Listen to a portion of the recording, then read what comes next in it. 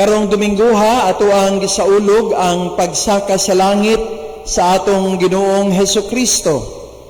Sa una natong pagbasa ato ang nabati nga una siya mikaylab, una siya misaka, naa siya'y pakigpulong sa iyang mga tinun-an nga maoy amahan sa ato ang simbahan, no? Ang ato ang mga church fathers, ang mga haligi sa ato ang simbahan. Anaa siya'y mga pahimangno kanila nga kinahanglan sa ilahang pagbuhat ni ani sila mamahimo gayong saksi ni Kristo dili lamang sa Jerusalem kundili ngadto sa tibuok kalibutan.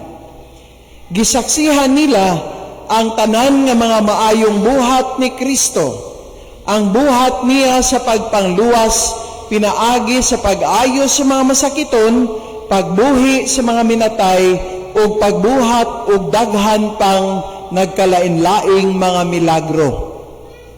Sa ato padiay, dili kay himo-himo lamang ang kasaysayan ni Kristo.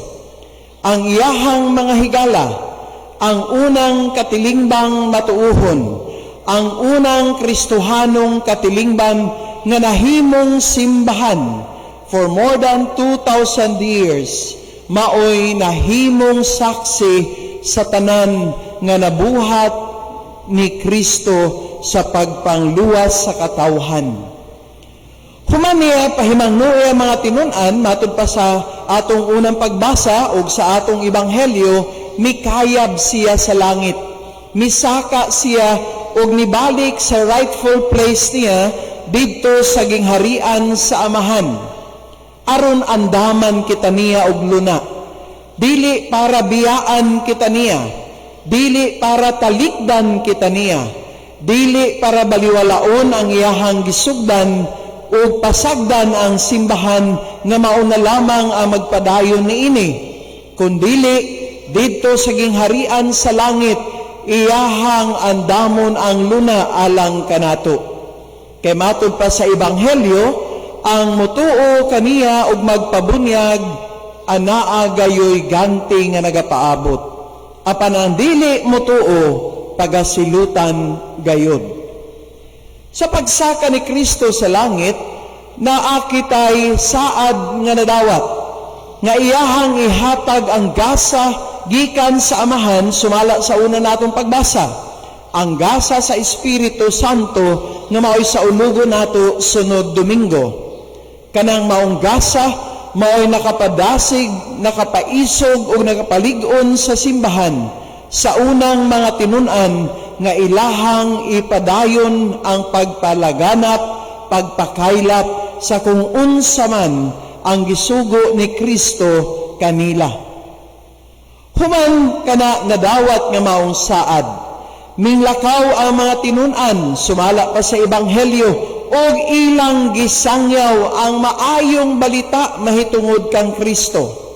Sa ato pa, bisan pag ninghawa na si Kristo gikan sa ilahang pananaw, wala sila maluya.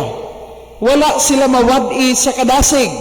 Hinunoa mas nahimo silang lig-on ug maisugon tungod kay nasayod sila nga anaa si Jesus kanunay nagauban kanila.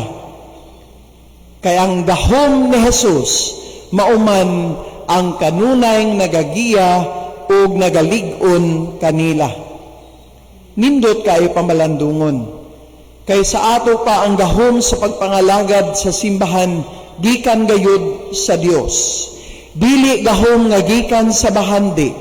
Dili gahom nga gikan sa kahakog sa tao, kundili gahom kansang gigikanan walay lain kundili si Kristo.